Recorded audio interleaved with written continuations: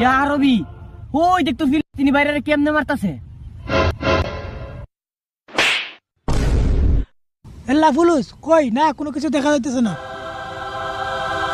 শুনতে যাইতেছে না। এই নে এবুল দেখ দেখা জানি।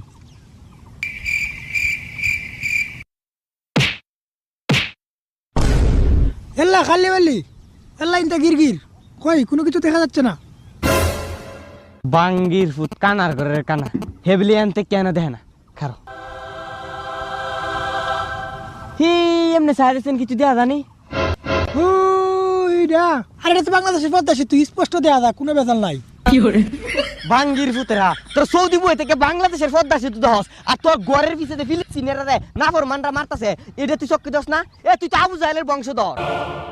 তোরা এক কাম কর তোরা আরবি যা আসত সব বাংলাদেশ দেখে আর বাংলাদেশে সব আরব ফাড়াই দে।